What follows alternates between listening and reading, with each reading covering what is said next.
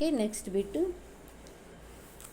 మైకవర్ చెప్పినట్లు ఈనాడు నేను ఈ స్థాయిలో ఉండడానికి కారణం రేపు నేను ఏ స్థాయిలో ఉండాలో నిన్ననే ఆలోచించుకుని ఉండడమే.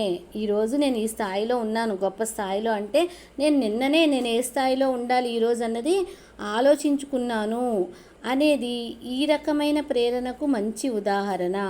సాధన ప్రేరణ. Okay, next.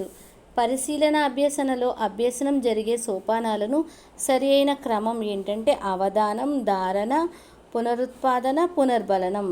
పరిశీలన అభ్యసనంలో జరిగేటటువంటి సోపానాల సరి అయిన కరెక్ట్ ఆర్డర్ అడుగుతారు. సరి అయిన క్రమం అని ఇచ్చారు అంటే ఏంటి? అవధానం, ధారణ, పునరుత్పాదన, పునర్బలనం. నెక్స్ట్. క్రింది వానిలో ఒకటి పాఠశాలలో విద్యార్థుల అభ్యసనను ప్రభావితం చేయదు. ఇక్కడ ఏమని ఇచ్చారు? ప్రభావితం చేయదు అని ఇచ్చారు. సమవిద్యార్థుల సాంఘిక స్థాయి. Next bit. క్రింది వానిలో విభిన్నమైన దానిని గుర్తించండి. విభిన్నమైనది దమనం. Next bit. విద్యార్థులలోని అంతర్బుద్ధి చింతన, అన్వేషణ అభ్యసనం విద్యార్థి జ్ఞాన నిర్మాణానికి తోడ్పడతాయని తెలిపిన సిద్ధాంతం బ్రూనర్ బోధనా సిద్ధాంతం. Next bit. క్రింది వానిలో స్మృతిని పెంపొందించేది ఏంటి అంటే భావాల సంసర్గం. Okay, next.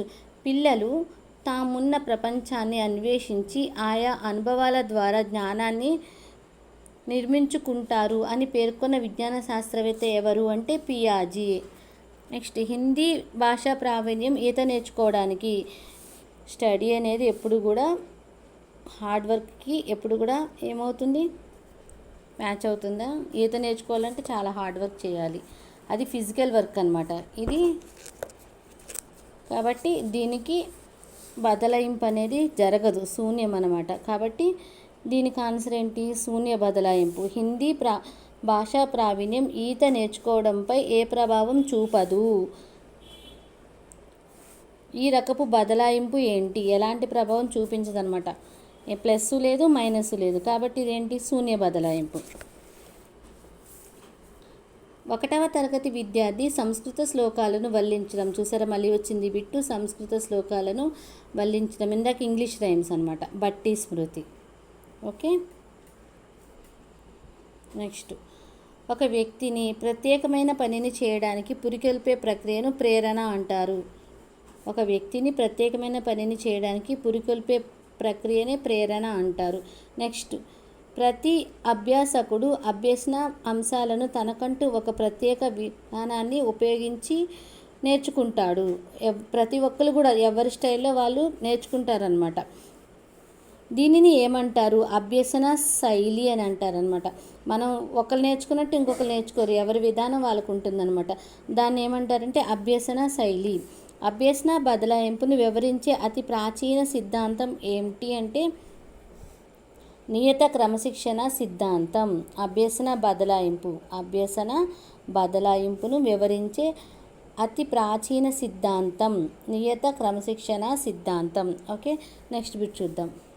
ఎన్కోడింగ్, ధారణ, జ్ఞప్తికి తెచ్చుకోవడం అనే 3 ప్రక్రియలు. ఏమేమి? ఎన్కోడింగ్, ధారణ, జ్ఞప్తికి తెచ్చుకోవడం అనే 3 ప్రక్రియలు గల అంశం స్మృతి ఆన్సరు. నెక్స్ట్. ఎబ్బింగ్ హౌస్ రచించిన గ్రంథం ఆన్ మెమరీ. ఎబ్బింగ్ హౌస్ రచించిన గ్రంథం వచ్చేసరికి ఆన్ మెమరీ.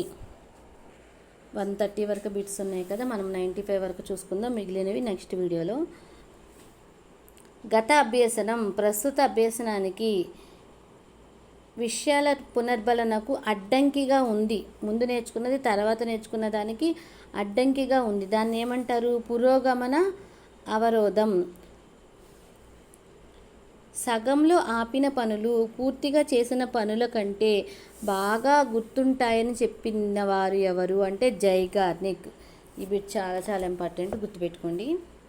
సగంలో ఆపిన పనులు పూర్తిగా చేసిన పనుల కంటే బాగా గుర్తుంటాయి. జైగార్నిక్ చెప్పారు దీన్ని. తర్వాత బ్రూనర్ ప్రతిపాదించిన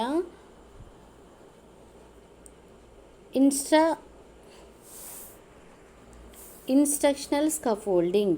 బ్రూనర్ ప్రతిపాదించిన ఇన్స్ట్రక్షనల్ స్కఫోల్డింగ్ అనేది వైగోట్స్కి పేర్కొన్న దేనికి సమానం? బ్రూనర్ చెప్పినటువంటిది వైగోట్స్కి చెప్పిన దేనికి సమానం అంటే సామాజిక స్కఫోల్డింగ్కి సమానం. గెస్టాల్ట్ వాదానికి మరొక పేరు. గెస్టాల్ట్ వాదానికి మరొక పేరు సంజ్ఞానాత్మక వాదం. సంజ్ఞానాత్మక వాదం. ఈ వీడియో మీకు నచ్చినట్లయితే లైక్, షేర్, సబ్స్క్రైబ్. మేము ఒక్క బిట్ అయినా నేర్చుకున్నాము, ఈ వీడియో ద్వారా కొంచెమైనా మనకి ఏదైనా వచ్చింది, నేర్చుకున్నాం బిట్స్ అనుకుంటే తప్పకుండా లైక్ చేయండి, సబ్స్క్రైబ్ చేయండి.